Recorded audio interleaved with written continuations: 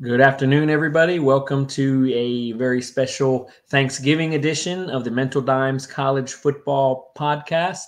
As always, myself at NG Triplet here with you. And of course, we have Coach Tuck with us as well. There's his handle there at Coach Tuck, at Tuck_Coach, if you want to get at him on X, formerly known as Twitter.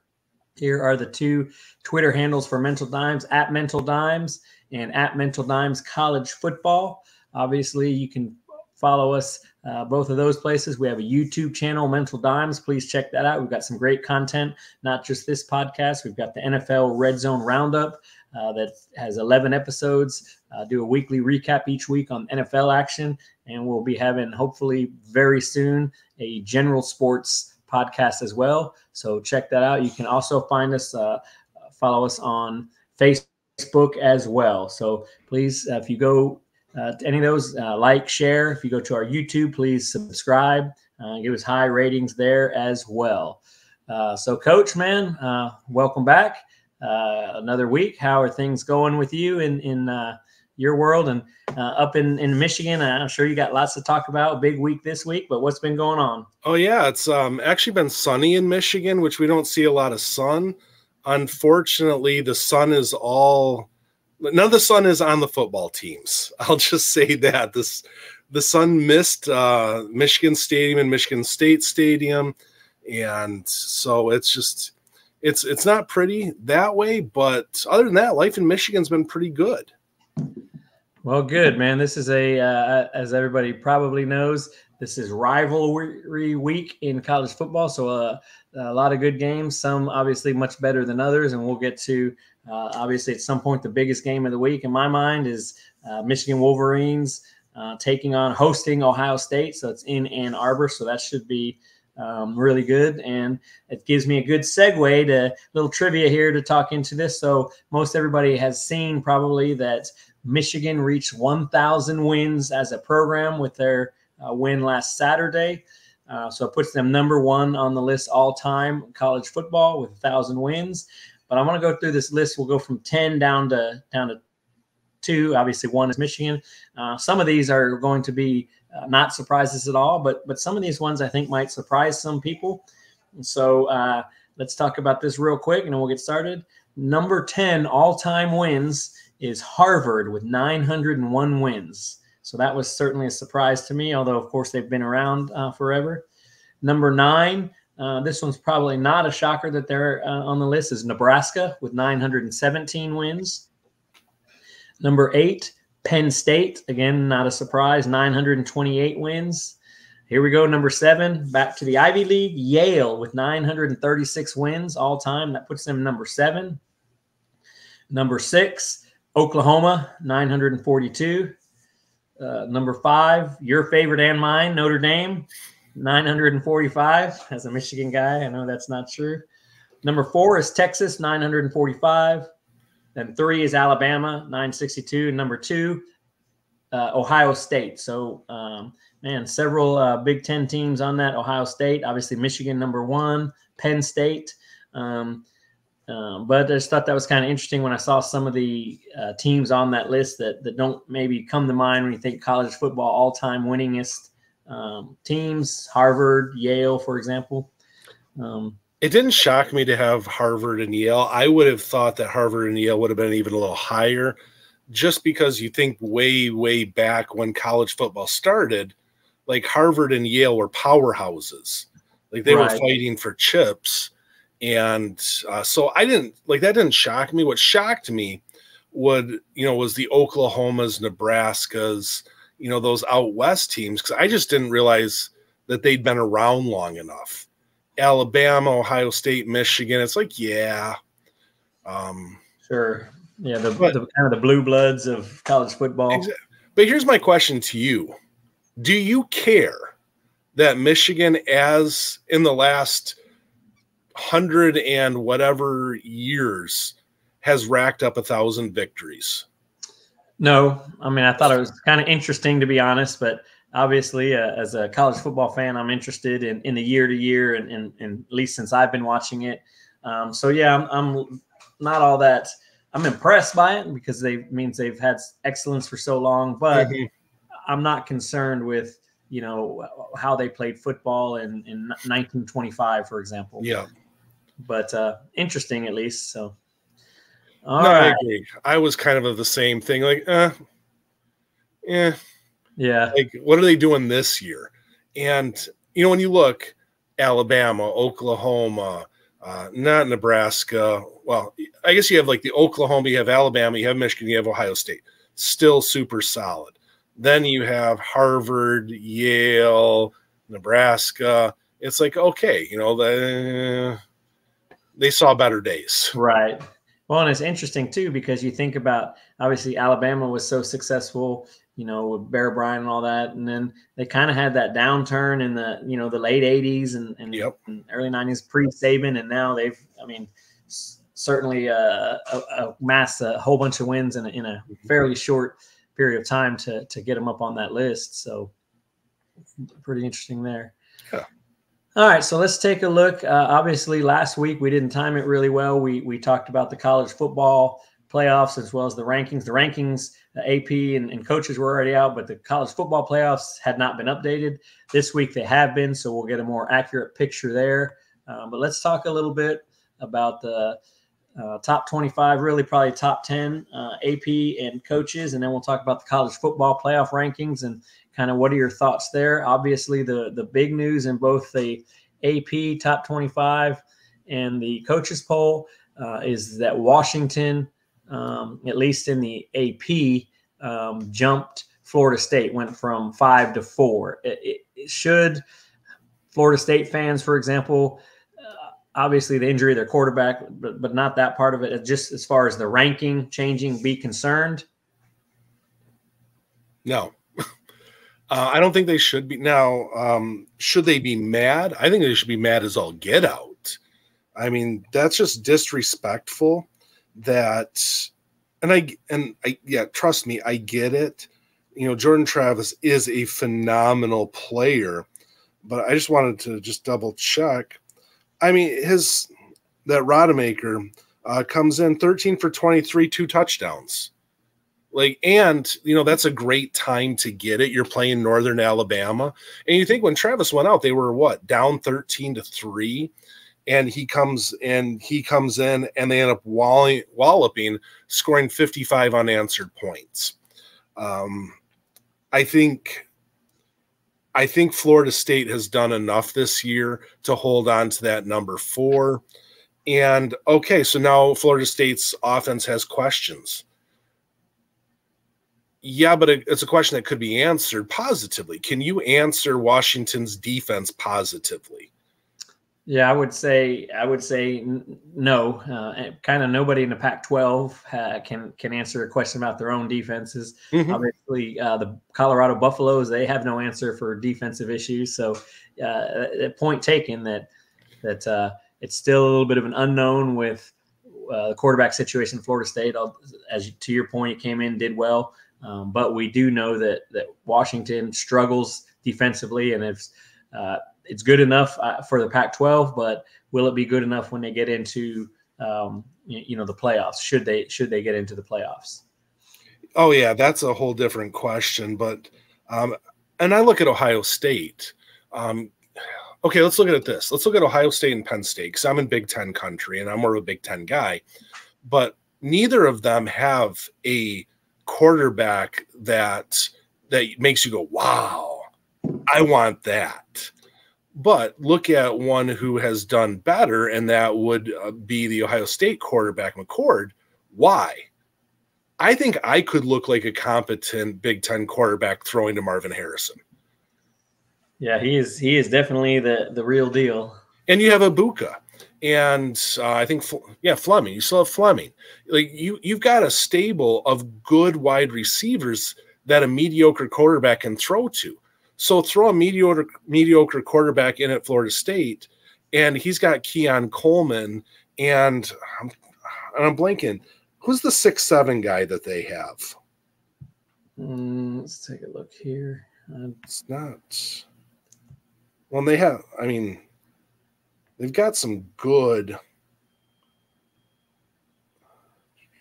That's their tight. Yeah, Jaheim Bell is a really productive tight end. Looking at Johnny Wilson, Johnny, 6'7" wide receiver.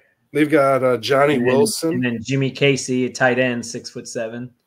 So, yeah, I'm thinking Johnny Wilson. So you got Keon Coleman, you got Jaheim Bell, you got Johnny Wilson, and I have been really impressed with the Florida State running backs. I mean, they're pretty productive, and I think they have a much better defense than a Washington. So, but then you look at a Penn State, who Drew Aller's been, but he doesn't have any wide receivers.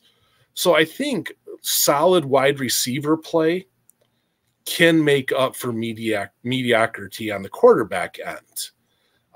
But now when you have a situation like LSU where you have two phenomenal wide receivers and a phenomenal quarterback, right? Well, that's what you had with Ohio State last year. So I think Florida State's okay. But again, I don't think it matters because either Ohio State or Michigan's going to lose, and you're not going to get a two-team Big Ten this year. So at the end of the day, if Washington wins, Florida State wins, they're both in. Okay, so how would Oregon get in? Obviously, we know, to your point, you're gonna have one loss, either Michigan or Ohio State. If you have a one loss, if the committee is having to pick between a one loss, say Ohio State, and a one loss Oregon, who are they going to go with? And I guess before we get to that, how could Oregon get in? And then we see, because they'd need some help, correct? Because obviously Florida State's undefeated in front of them, Washington's undefeated, Michigan or Ohio State will be undefeated, and I guess the conference game, and then Georgia. But as of now, what kind of help do they need? And then two, what would the committee do with a one-loss Oregon? I think if a one-loss Oregon team beats Washington in the Pac-12 final, the championship game, I think Oregon is in. I remember the talk, and I thought it was super disrespectful to Washington. They're walking off the field, and I hear the announcers saying, oh, well, if this was played on a neutral field, I'd pick Oregon today. I'm like, okay. And I watched that game, and I'm like, I felt like Oregon left some on the table. But at the same point, Washington won the game. Like, right. Almost every team leaves something on the table at some point, and wins when you're this close come to the team that doesn't make the mistake. So on a neutral field, is Oregon better than Washington? I think so, yes. But I wasn't willing to say on that day, oh, Oregon's still better. Right. I mean, I love that. I don't know. You coached a lot. Have you ever had another coach say, well, after you beat them, well, I think I was the better team? No. I generally, have. Yeah. I mean, we'll get qualifiers sometimes of you were the better team today, where they're implying that they're the better team, but never to my face have I gotten we're better, y'all won. But I have. And I'm like, oh, then I must be a better coach because you lost with better players than evidently I had. Right. So I don't know. I'm really interested. I think of all, I can't say that. I mean, I think the Big Ten championship is whatever. It's going to be the winner of the game this weekend, because I don't know that Iowa can put up any points on either of those defenses. I think, Big 12, I don't know that anybody really even cares about the Big 12. They're just kind of like forgotten about. I think it comes down to, I guess the ACC could get interesting, but if Alabama beats Georgia, do you have a two-team SEC? I mean, I would think so. It seems like the SEC is the darlings of the committee, mm-hmm. and obviously all eyes would be on Alabama and Georgia playing, hoping for a rematch in the championship would be what Yep. they're looking for. So I would say the committee is looking for any way to get Alabama and Georgia both in, provided that they both handle their business, and then maybe Alabama, beats Georgia, so you have the 2-1 losses in. So I think that's what I think that would be the ideal situation for them. All right, so here's a hypothetical rabbit hole. It's conspiracy theory galore laden. Let's say Oregon beats Washington. Okay. Alabama beats Georgia. And Texas with their 1 loss. Let's say they end the year 1 loss each. Each one is a conference champ. Okay. And let's say Florida State runs it. Ohio State, Michigan run it. So one of those two. So who do the final 2 go to? You have 1 loss Georgia, 1 loss Alabama, 1 loss Texas, 1 loss Oregon. Who are you giving it to? Who are the 2? Okay, I guess it's who I'm giving it to, and then who I think the committee will give it to. 2 different questions. All right, so you said a 1 loss Georgia. 1 loss Georgia. 1 loss Texas. Texas, Alabama, Oregon. Okay, and 2 of those are going. So Oregon, Texas, Georgia, Bama, then either Ohio State or Michigan. Georgia. Okay, yes, it was Georgia. So Georgia and Alabama, Oregon and Texas. Okay. I think I would go probably Alabama if they beat Georgia. And if Oregon won out, I would say Oregon over Texas. Now, I don't know that's what the committee would do. I think they would try to go.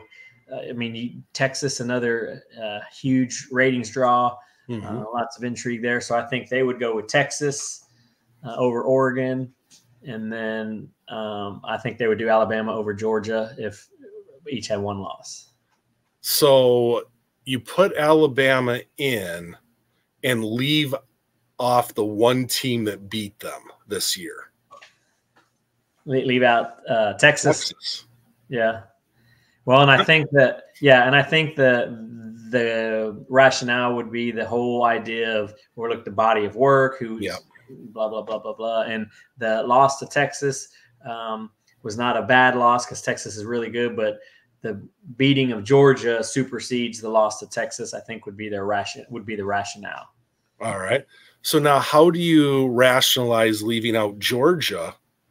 That is a back-to-back and has steamrolled their competition in this meat grinder stretch they're in. So the only thing I would think, and I don't know that that it's an actual metric, but wins or losses early in the season don't hurt you as much as losses late. And so kind of on the biggest stage when they had everything in front of them, everything to play for, they couldn't get it done. And so I think maybe it'll be viewed as maybe more of a loss than it should because of the timing of it and the magnitude of the game, I agree with you on that. I think the year Ohio State won it and they lost, they had that, what was like the second week of the year, they had a loss, then ran the table and they got in as I think it was a 4 seed and then ran it. And I think the other rationale, I don't think you can leave out a conference champion. Say it's Texas that gets left out or Oregon that gets left out to put, I guess in that case, you can't leave out 2 conference champions and put a non-conference champion in when they all have the same number of losses. Right. So oh, wow. It's kind of like, I don't know if you're a sci-fi guy, but in Star Trek, the Kobayashi Maru, like the unsolvable question is kind of what this potentially could be if that scenario plays out, where you have 1 loss Georgia, 1 loss Bama, obviously 1 loss Texas, 1 loss Oregon. It's you're going to piss people off regardless, and there's really you could justify, however you wanted to do it. And, it's an imperfect system, but I think it works perfectly because it keeps people talking, keeps people engaged. Yeah. Particularly during that big gap between, kind of the end of the conference championships to the playoffs. Right. And in that Kobayashi Maru, Kirk beat it by cheating. Cheating, yes. And so by that case, maybe Michigan should be in with the sign still. No, that's not where I was going with that. But no, then I worry about it's not about who deserves to go. It's who do we want to go for ratings. Right. Look, Georgia could still three-peat. Does that sell better? I mean, why is the Pac-12 falling apart? Because the ratings just aren't there. So do you put, a big name in Oregon over Texas when the Big 12 does draw better than the Pac-12 does? Or the Big 12. Yeah, Big 12 better than Pac-12. Yeah. So I don't know. That's one that if that happens, if Georgia loses and Texas and Oregon take care of business, I think that's one where they show number one, which would be Michigan or Ohio State at that point. And then they go on commercial break and then they give number two and then they go on a commercial break and they just draw it out as long as possible because everybody's going to be on the edge of their seat. So I hope it happens. I hope Bama beats Georgia. I hope Oregon, because I think if Washington wins, then it's just a done deal. If Florida State wins, I think that's a done deal there. If one of those teams falters, then that opens up the intrigue. But we could have Washington win. You could have Florida State win. You could have Georgia win, and you could have Michigan or Ohio State win. And there's absolutely no intrigue whatsoever. They're all undefeated teams going. Right. And we're like, yeah, this is the way it's supposed to be. Yeah. So, yeah, it is. And I can't figure out what the committee prefers, if lots of controversy to keep it talking or play out kind of the way where it's smooth and there's less drama, because obviously they're going to get, for the playoffs, they're going to get ratings anyway. And then they don't have to stand there and get peppered with all kinds of conspiracy questions and questions about, like we just talked about, are you making decisions based on ratings or who's the best team, that kind of thing. I think this year they'll just say, I don't care, because we're going to a 12-team playoff. So if you don't like it, well, we're fixing it anyways, so shut up, and this is what we want. Right. So, all right. Well, that's definitely some food for thought there. Kind of as we leading into some of this, obviously the conference championship games are pretty close. I think one regular season game left for most schools before the championship, conference championship games. Obviously, there's been a lot of changes. In the past, all these conferences had kind of, a East versus West or North versus South, and many of them have gone away from that and are just taking the top two teams in the conferences. But I'd like to get some thoughts here on these conference championships. Anything stick out to you as far as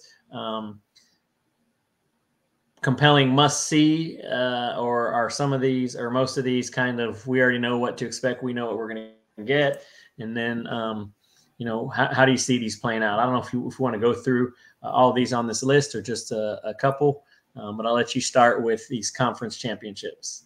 I'm most interested in the Big 12. It's Texas for sure, and then after that, it's right now a tie between Oklahoma State, and Kansas State. So there's a lot that could, there's a lot that could flip on this, and it's going to get interesting to see who actually makes it. So that's the biggest thing I want to see, is this log jam of the Big 12. Who's going to get it? Oklahoma has TCU, which in theory should be a pretty easy, straightforward win. Oklahoma State has BYU, which, in theory should be a pretty easy win on that. And then Kansas State has Iowa State, and Iowa State can be a little chippy, but I think that's the only one that really has to worry. So now Texas is hosting Texas Tech, who initially doesn't sound like too much of a threat. Texas Tech sitting, I think, right at 500. 6-5. 6-5, so they're bowl eligible, but they've been playing pretty well as of late. They have. Any chance Texas Tech goes into Austin on Friday and upsets the Longhorns? And if that happens, where do we stand? Well, I think – actually, that's a good question. That actually does change things because Texas is sitting at 7-1. So if they get upset, and one of the things you had talked about is, do we want to do like betting on this? Like if we had who are our locks, who are our sprinkles? I actually had Texas Tech as a sprinkle, not to win straight on the on the money line, but Texas Tech has not lost a game hosted in the state of Texas this year. Really? They have actually been really solid in the state of Texas. And they were talking about conference games?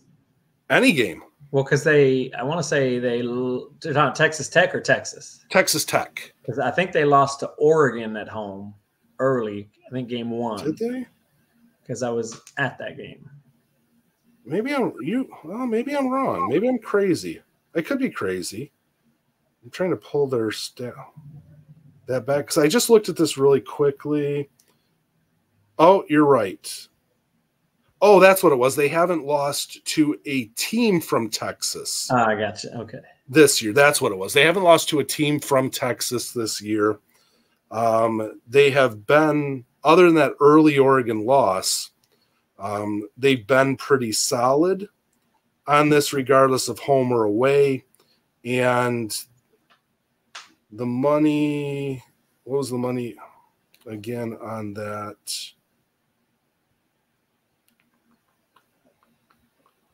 The money is Texas -14. Oh, okay. That seems too Texas plays with their food and loses attention span so much. I think they still win, but I don't know that they're winning by 14. I say win by 9. Okay. Win by 8, 9, get up by, and I can especially see them get up by 14, 17 points, and then go in cruise control, pull the starters off to rest them for the conference championship game, just go into the neutral cruise control mode that they go into, and then all of a sudden it gets close at the end. So okay, I could see that. I still see Texas making it.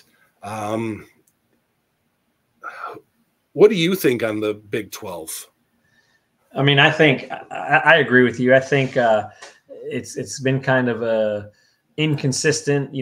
Texas looked great, obviously beating Alabama, and then Oklahoma looked like they were going to be the real deal. And I mean, nobody's really stood out. But Texas with the one blemish, I think they've got the talent to finish this thing off, and I think Sark has done a really good job with them. So I see Texas winning the Big 12, but I do like what you said. I could see Texas Tech. They're playing well right now, covering that 14.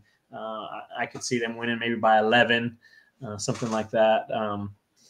Especially obviously the Longhorns lost their running back, Jonathan Brooks. Mm-hmm. So, I mean, they've got a stable of really good running backs, but that's he was their guy. So I think they'll win it. I think they'll win the conference, but I don't know that they beat Tech by 14. Yeah. So I also think they're going to go to the conference championship, but who do you think they face? Who do you have more confidence in, Oklahoma State, or Kansas State? I would say Oklahoma would be who I would have the most confidence in. Again, they're kind of they're obviously up and down, but I think they have they have the personnel, they have the dudes to do it. I think Oklahoma State is playing maybe a little bit above. They are playing maybe better than they should, which credit to them, credit to that coaching staff up there. Gundy always gets them excited, fired up. But I would think if I was putting money down, I'd say Oklahoma. Yeah, I agree, and it'd be nice to have that that rematch of Texas's loss. That would, if they can beat Oklahoma after that loss, that could help legitimize Texas's case. But I'm not sold on Oklahoma right now, but I agree with you. Oklahoma State, I look at Bowman, their quarterback, and I'm like, wait, weren't you just like fifth string at Michigan last year? And I mean, I think he was third string. Right. But so you're trusting a third string quarterback of a running team to lead you to a conference championship. And everything that I see, that he struggles up the middle and deep, but he's amazing in short, quick passes. But some of the passes he makes, I look and I'm like, like that's where if you're playing on Madden and you make that throw, you reset the game. Right. You just get reset and like that was, I don't know what I was thinking, but I'll restart this game. You can't do that on the field. Right. All right. So we agree the Longhorns win the Big 12? Yes. All right. I want to talk about one I think is interesting. It's already set. There's still a game in between. But in the ACC, December 2nd, we have Florida State and Louisville. To me, this has some intrigue to it. Particularly, obviously, Florida State is not going to be at full strength with the injury to Travis. But what are your thoughts on Louisville and Florida State? Florida State. I think you go with who has the dudes. And I think Florida State has the dudes. I think Louisville is on a magical season. I think their coach has done an amazing job. But at the same point, does Louisville's defense have an answer for the stable of, no matter who's throwing, the stable of wide receivers with a potent running game? And on the flip side, Louisville's quarterback can be a little loose with the ball at times, and he can be pretty up and down. So I think Florida State's defense is a lot better. I don't think their defense gets talked about enough. They've got some dudes on the defensive side, and I just think that Louisville could get smacked in the face and have to get into a shootout with Florida State. And I don't think you want to get into it. I don't want to get into a shootout with Florida State. Right. So, and looking at Louisville, Plummer, he's got 2,700 yards. He is a 19-10, so not a great touchdown interception ratio. And then running back Jordan, he's got over 1,000 yards. Thrash has 741 yards receiving. So, I mean, they've got some playmakers. Is it enough? I don't know. It's really, I guess, we've got to see what Florida State, how they respond, in a full game. Obviously, to your point earlier, they responded very well against Northern Alabama, but that was kind of in game. They just had to do what they had to do. It'll be interesting to see what do they have this week. They have Florida. What are your thoughts on that? Man, anytime you have a rivalry game, as we all know, anything can happen. And I think this will be kind of the test of where Florida State is, how they respond. I would expect that they'll win. I don't think it'll be much of a game. But, and Florida is on their backup quarterback as well. Yeah, and they're sitting at 5-6. I think maybe maybe it takes a half a quarter for Florida State to really find themselves, but I expect them to roll pretty good. Same. So. Louisville, how confident are you in Louisville? Like, do you think Louisville's a legit team? I guess it depends how you want to define legit. I mean, I think they're sitting at 7-1 in the conference, 10-1 overall. I think that's real. I don't think they're at the top tier with, Ohio State, Alabama, Georgia, but I think that, sitting at number 10 is probably where they should be based just on this season. Like you said, a magical season, but I think they've earned it. But I don't know that they should be any higher. I think they're probably ranked right, and I think they're for real. I mean, as far as a really good team that is on the outside looking in, talent-wise and stuff. They got lucky against Miami last week. Their performance at Virginia did not leave anything. Okay, they beat up on Virginia Tech, but that win at Duke isn't looking as good anymore now that we know that Duke was the quarterback and nothing else. Right. So, yeah, I don't think Louisville has the horses. I would agree with that. I think they can, like I said, they'll hang around for a little while, based on the emotion of playing in the championship game.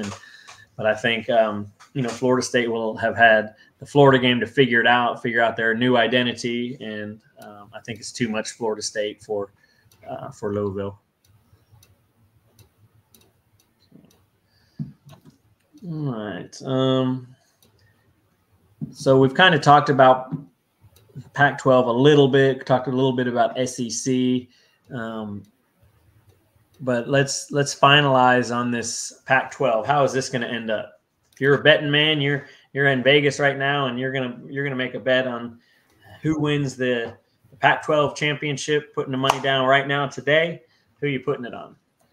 I'm putting that it's going to be Oregon-Washington in the finals in the championship, and I'm going to go Oregon. Okay. As I was looking at the standings, Arizona is in. If Oregon goes and loses this week, Arizona wins, then all of a sudden it gets interesting because they'd have the same conference record. Just trying to see. They did not play each other, so there's no head-to-head at that point. So it could get – now, if Washington has to play Arizona, Washington. But I think I'm not going to trust DJ Uiagalelei to win a game of this magnitude. Right. I watched him last week. He makes one good play, two bad plays. One good play, one bad play. I don't think you can – he's going to put the team on his back and carry you. So I'm going Oregon, Washington. I have more faith in Oregon's defense than Washington's. And I think it's, a coin flip, but if I had to call the coin flip between Bo Nix and Michael Penix, I'm probably calling Bo Nix on that. Okay.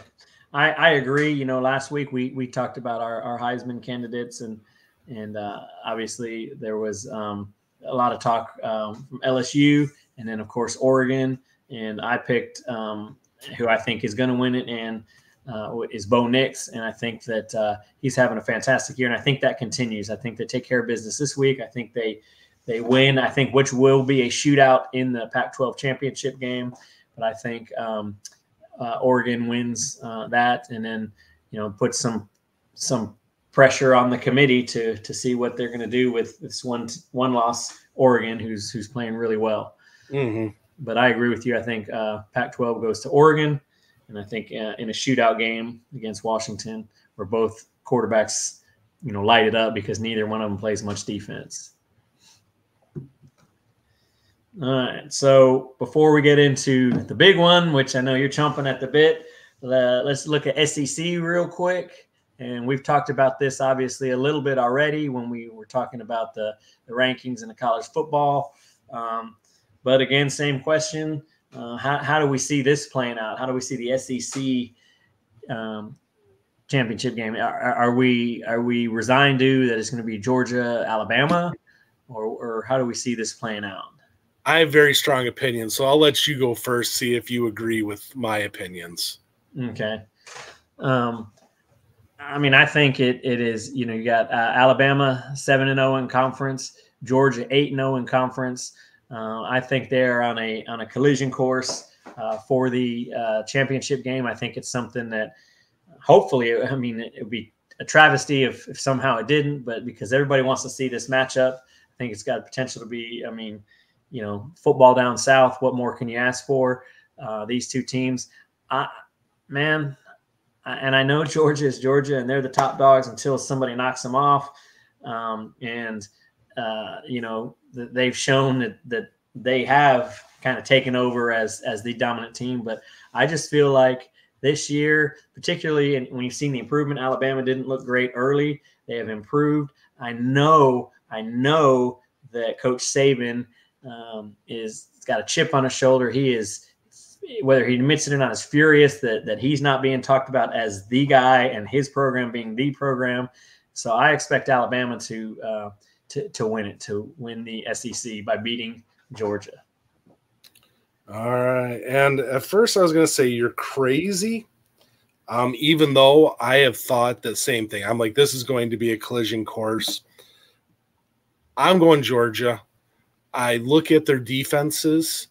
Alabama is giving up in the 20s every game. Georgia is giving up 20-17, 21-10. Like they're bouncing, but the average is closer to like 15-16. I think Georgia has the better defense. I love what Jalen Milroe is doing. I think next year, I said it last podcast, I'll say it again. I think next year, Jalen Milroe is in that short early list for Heisman. But when I look at Carson Beck is throwing to Ladd McConkey, he's throwing to Bowers, he's got a good stable of running backs, and everybody's like, oh, Georgia, they struggled in the middle. Georgia doesn't care in the middle. Like Kirby Smart seems to have the formula. I am going to have you clicking right late November, early December. Like, and I think since we're going to start doing women's basketball podcasting, I think one of the problems with UConn, who's phenomenal, is a dynasty just like Georgia is now. Gino always had them clicking on all cylinders super early, and then it's can you maintain that? Right. Kirby kind of has that Shaquille O'Neal. I use the first 30 basketball games to get in shape. I think Kirby's like, I use the first month and a half to get in shape, and then we'll start killing people. So that's just my take, but it's a game. If you told me Alabama won, I wouldn't be shocked. Okay. And I think that's all you can hope for is a really good game, a competitive game, not a blowout where these two storied programs can kind of showcase, kind of like we're all hoping to see the Big Ten, which I know we'll get to in a minute. I kind of want to wrap up with that one. You and I each have a bonus segment. I'll kind of go first, and I'll admit as we get into this is a homer decision to pick this conference and my pick. So I want to talk about the American Athletic Conference. So right now you've got three teams sitting undefeated, one of them ranked. So right now Tulane is 7-0 overall conference. They're sitting at number 23. Their only loss on the year was to Ole Miss, second game of the season. So obviously, they're not if they're in the American Conference, they're not at the SEC level. Not a knock on them. That's just where they're at. You have SMU sitting at 7-0, and then the UTSA Roadrunners 7-0.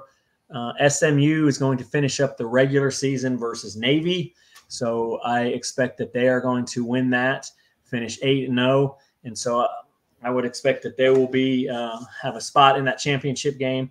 And it comes down to this week in New Orleans at Tulane. You have the showdown UTSA at on the 24th at Tulane. So both undefeated in the conference. Obviously, Tulane right now I think would be the favorite. They're sitting at 23. I got to go with the upset with UTSA Roadrunners. I will qualify this. My daughter graduated from UTSA. My son graduates this month in a couple of weeks from UTSA.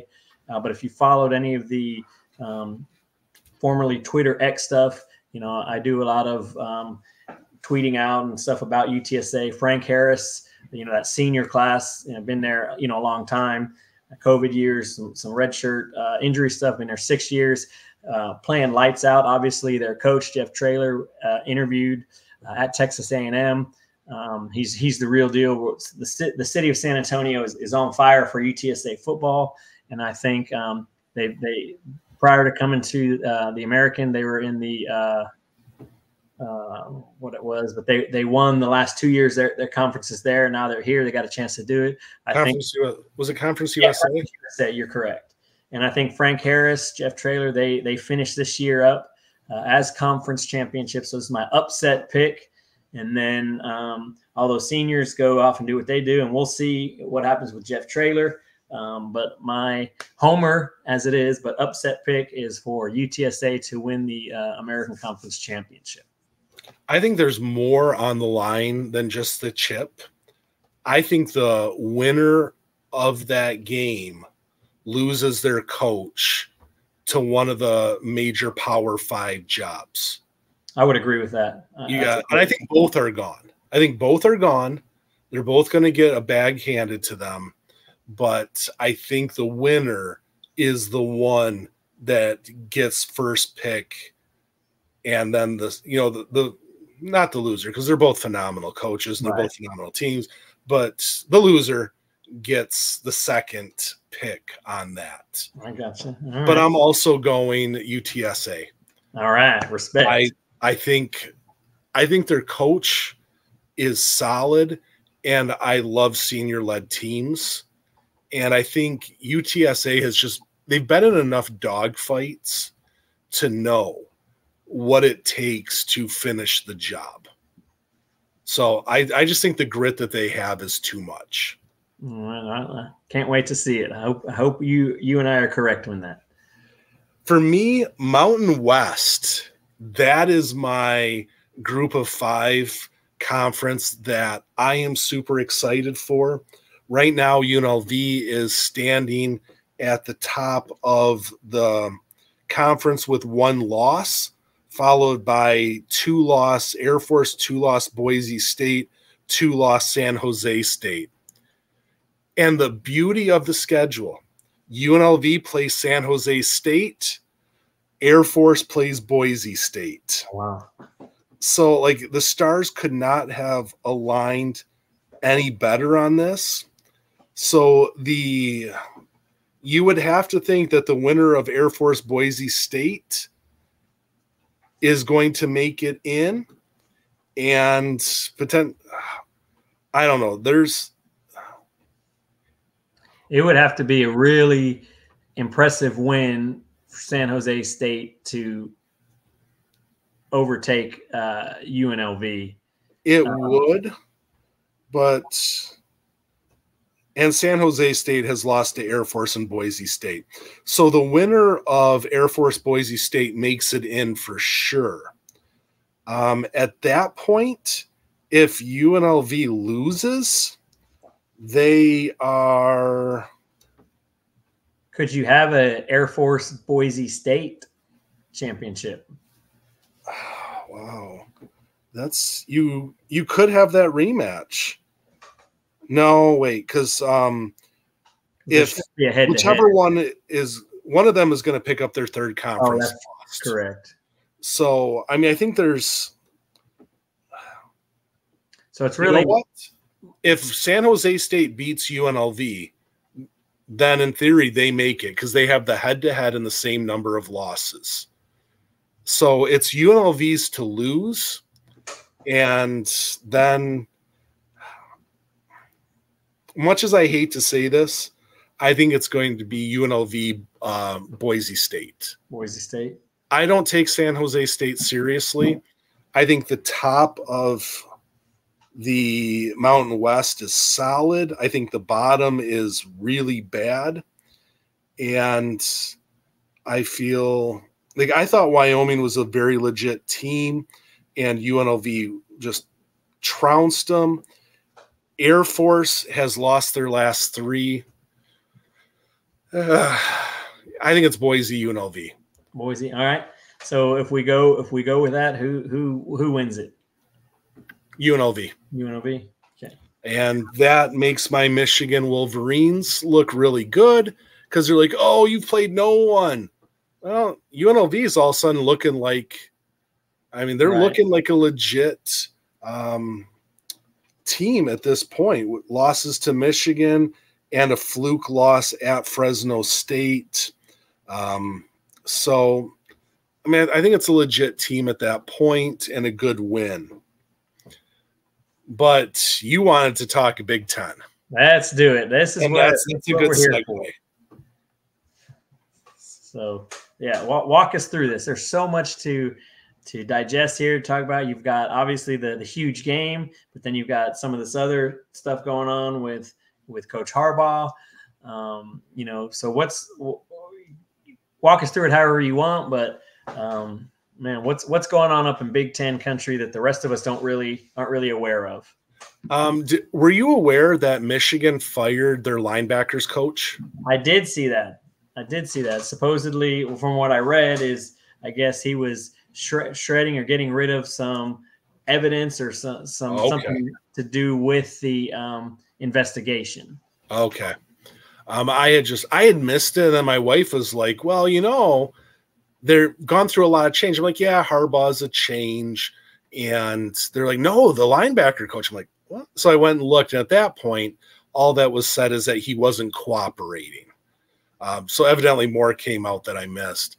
On a side note, if you look at Michigan in the last, we'll say 5 months, 6 months, the co-offensive coordinator, Weiss, was it? Yep. Charlie gets Weiss fired for, I don't know, e-crimes, hacking student email accounts. You got the Shemi Schembechler debacle. You have Scallions. You have Partridge getting the axe now. Like, at some point, I read something that said there's a good chance that Harbaugh misses most of, if not all of next year on suspension. And I'm like, there, you know the old saying, where there's smoke, there's fire. There's a lot of smoke. There's a lot of smoke with all these underlings who keep getting in trouble. I don't think the way the NCAA has it out for Harbaugh, I don't think he can survive. For the cheeseburger, whatever it was, 4 games wasn't enough. Now you have the sign stealing allegations, and the Big Ten said, well, we talked to the NCAA and they gave us some information, and based on that's why we suspended him for 3 games. I'm going to guess that the NCAA is going to come down hard, and they're still out for blood about the cheeseburger. So you add the cheeseburger, you add the signs. This is going to be a massive. Now, why is this a big deal? Ryan Day, I don't think can beat Jim Harbaugh. If you put Ryan Day and Jim Harbaugh on the same field to go against each other, my money is going to be on Jim Harbaugh. Now, if I put Jim Harbaugh against Georgia and I put Ryan Day against Georgia, I think Ryan Day has a better shot of beating Georgia. Just his philosophy. Michigan is about beating Ohio State. How can we develop a program to beat Ohio State? And then we'll figure out the playoffs, which is what you've seen. We get into the playoffs and then we get our lunch handed to us. But man, we can knock the snot out of Ohio State recently. Sharon Moore is an up and rising coach. I think he's good, but those first 3 games and the games since, Michigan is not as explosive offensively, and J.J. McCarthy does not look like himself.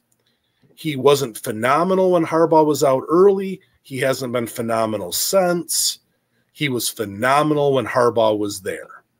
There's something about that relationship. And I wonder if Sharon Moore, I don't think, has the trust in him. Look at the Penn State game. Couple throws. JJ was on. JJ was like, they weren't necessarily moving the ball, but JJ only missed 1 pass that entire game, and they ran 25 straight runs, or was it 32? I know at one point they had run 32 straight runs. You're a coach. You're a football coach. Yes, Are you sir. in charge of offense? Yes, I'm an offensive coach. Okay, so if you go to your quarterback 32 times and say, hand the ball off, what have you just told your quarterback? That we don't have any faith in him, that he can either make the throws or he can make the throws, but he can't make the decisions. But there's something, we're going to take the ball out of your hands. So now we're basically playing 10 on 11 because you're no longer a factor, unless you're a dynamic runner, but that's not the case here. And to your point, I think it's interesting when you talked about how well McCarthy did with Harbaugh, being coached by a former NFL quarterback, quarterback to quarterback, obviously there's going to be some intricacies there and knowledge of the game. And then a trust from McCarthy to Harbaugh. Look, this guy's done it at the highest level. I better listen, and that kind of thing. And look at how Harbaugh talks about McCarthy. Like, there's some bromance going on there. Like, he is in love with that boy. Generational, and so you get Harbaugh generational, you get Sharon Moore. Well, we just have a better chance to win if we don't let you have the ball. Right. And I don't know. There's so much more that McCarthy is a 4-4 guy. Like, he's explosive. And I get it. You have Donovan Edwards. You have Blake Corum. But that line is not the line of last year. And last year's line wasn't the line of the year before. Like, the tackles are banged up. That they have not blocked as well. And everybody loves Michigan's defense. And yes, they're good, but they don't get the sacks. They don't get the tackles for loss. I think Ohio State has a more disruptive defense. Okay, I can see that. But I think Michigan's secondary makes mistakes, but they're pretty solid. I think you have 2 elite corners in Mikey Sanders still, and the sophomore. Why am I blanking on Johnson? You have those 2. Wallace is good. He's the UMass transfer. But you're either putting your sophomore on Harrison, which I think he can handle, and you're putting Sanders still on Ibuka, which he can handle. So I guess Wallace doesn't have to do a lot, but Michigan likes its zone, and their zone can be pretty porous at times. And Michael Barrett, their best covering linebacker, pass coverage linebacker, got banged up in the last game. So J.J. McCarthy's banged up. So Sharon Moore and Harbaugh said, oh, they're all fine. But are they fine? Right. So a couple of things here. Let me ask you this. First, before we get too much off of Harbaugh, who will be, or I won't say who, because will Jim Harbaugh be the head coach of the Michigan Wolverines next season? No. No. Okay. Oh, go ahead. I think you'll see the writing on the wall, and that he's going to spend. Last week we talked about Jim Harbaugh was grumpy and stodgy enough that I'll stay. Right. Yeah, I could see him staying for another 3-game suspension. But what if he's out for a year? Right. I think he's gone. Okay, so will he be on the sideline in some capacity as a head coach next year, either NFL or college? NFL. NFL, okay. I hope I'm wrong. Because he has brought life back to Michigan, but I don't see someone as competitive as he will be willing to, let's say it's even 7 games. Does he want to miss over half a season? Right. Half a season, maybe. I think he'll take, test the waters. And now his contract, was kind of put on hold or not put on hold, or what is the status on his contract? I think he's gone. Okay. I think he's just not going to want to deal with it anymore. Right. All right. So the next question now, let's get to the heart of all this. Saturday, Ohio State travels to Ann Arbor, facing a depleted, at least from a coaching staff standpoint, Michigan Wolverine team, kind of for all the marbles. Now, look, it doesn't necessarily knock the loser out, but it certainly makes it difficult. Obviously, your destiny, you no longer control your own destiny. So certainly a big game. What's your prediction for this game? I guess we didn't talk about that. What does a 1-loss Ohio State or a 1-loss Michigan do with a potential 1-loss Oregon, a 1-loss Texas? I think this is for all the marbles. Ohio State maybe can rest on that Notre Dame victory. Michigan, who's their best win? Penn State, a teen. They're ranked in the they should be ranked in the teens, but they're not a top 10, but they're a teen ranked team. And then after that, and they didn't look dominant. Or you have UNLV. When you go to the committee and say, hey, I got UNLV and I got Penn State, and Texas is, well, I won the Big 12 and took down Alabama. So I think this is for a 1-loss Texas with Alabama, a 1-loss Ohio State with Notre Dame. Well, I guess at that point, Michigan and Notre Dame would be your best. Well, I've got Oklahoma because I just beat them. I don't know. It's all the marbles. It is all the marbles. And I think this is a game for you that you can sit back and smile because either Michigan gets their lunch handed to them or Ohio State, and you hate both. So this is a win for you in that you get to see someone, their season ended. Correct. I got to go Ohio State. Oh, okay. I hate it. I think Ryan Day has to know if he loses to Michigan this year without Harbaugh, without a linebacker coach, with a team that is just floundered to beat Maryland. And in fairness, Maryland has always been tough for Michigan. They play a style that Michigan does not like. It was a very similar style to what TCU played, really aggressive, really fast, really, we don't care. We're going to go for your jugular. And if we get our head chopped off, we gave it a good shot. Right. Michigan doesn't do well with that. If Ryan Day does not win, he's gone. Real interesting. I think he's fired. You can't lose to Michigan 3 years in a row. If they hadn't made the playoffs last year, would he have survived last year? Yeah, fair question. I don't know. I think a third loss to Michigan without Harbaugh I mean, he might survive until next year, but they're going to take his seat away. Right. And he's not even going to have a hot seat. There's going to be a fire, and they're just going to say, stand in it. Don't sit down, because you're not getting comfortable. And it's really interesting because, I mean, it's really kind of the expectation is so high for them because they are so good, and he's a big part of that.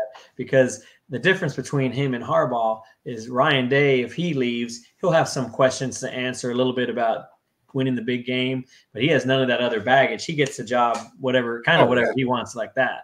Whereas Harbaugh, you know, are there going to be, obviously teams will offer him, but maybe some of the big name ones, are they going to be a little gun shy from him, you know, worried, you know, they know he can coach and they can maybe deal with his prickliness, but are they going to be worried about, well, there's still going to be some sanctions or some penalties that he has to, you know, do we want to deal with that? So those two both potentially, I guess, on the hot seat, could be elsewhere, but very different situations on the upside for them should they leave. Harbaugh at least has he can just go to Baltimore, to the Ravens. Yeah, hang out with his brother, even if he has to serve a 5-game suspension because the NFL is okay. So his brother makes him assistant to the linebacker, outside linebacker towel holder. Like he has that. And I think it's very unfair that Ryan Day was even on the hot seat last year. I mean, I looked it up because people are like, oh, James Franklin, it hasn't beat Ohio State yet. Okay, well, do you know how many teams in a decade had beaten Ohio State from the Big Ten? It was like, I think it was Illinois, it was Michigan State, and then there was one other team until Michigan beat them. I mean, he was 3 losses in a decade to the Big Ten. So the guy wins, you know, 10, 11 games a year. Just because he can't beat stylistically one team does not mean you dismantle. I mean, he's bringing in 4-star, 5-star players. You know, next to Georgia and Alabama, they're the most talented roster year in and year out. So I still think I think they win. I think Ryan Day coaches for his life, which he is, and no Harbaugh is the difference. Okay. I'm still going to go with, it kills me to say it, I'm still going with Michigan. They are circling the wagons. It's us against the world. We're winning this for Coach Harbaugh, and look, whatever happens, happens, but we are not, this thing is not ending for us with the loss to Ohio State. So I'm going to go with Michigan with the, I mean, we're playing for something bigger than ourselves, and what happens afterwards, you know, to hell with it, but we are not losing to Ohio State. And I think if they make the college playoffs, he can coach again. Okay. I think he might even be able to coach. I'm not sure if he can coach the conference championship. Okay. Well, that'll be interesting to see. So it will. All right. So give us one, and you kind of teased one earlier. Give us one lock for this week and one upset for this week. So my lock, this is cheap. Okay. And I feel dirty saying this. My lock is Georgia. You could give Georgia Tech 50 points, and I still think that Georgia's going to win. But so I won't go that one. I'm going to actually go. I'm going to go Florida State over Florida. Okay, respectable. So I'll take that rivalry game, and I will make that my lock. I don't believe in Florida at all. I don't believe with Florida with a backup quarterback. Okay. I'll put you out for Florida State behind center, and I'll still roll. And I believe in you and Florida State could take out Florida. All right. I like it. Okay. How about what's your lock? What's your lock? Mine is Oregon over Oregon State. I think too much offense from Bo Nix and the boys. They're the better team. Oregon State's 16, so it's not a too much of a cupcake thing. But I think Oregon State is my lock. All right. Upset. That is. I mean, I went over this and I couldn't come up with a.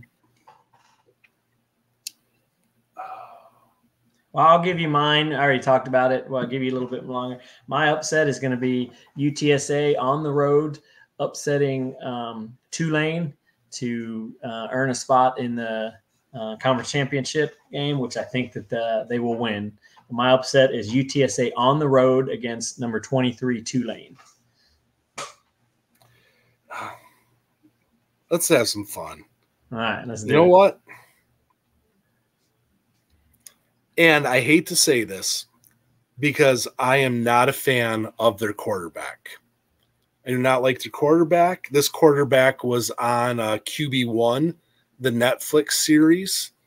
I wasn't a fan of him when he was on QB1. I wasn't a fan of him when he was at Oklahoma. I'm still not a fan of him at South Carolina. Spencer Rattler. But he's got no help, but he somehow wills them at the times you don't think he's going to will them to a victory. And when you think you should win, he's going to will you to a loss. In theory, Clemson just sneaked back into the top 25. Shane Beamer, this is a statement game for him. Are you good? Are you a good coach?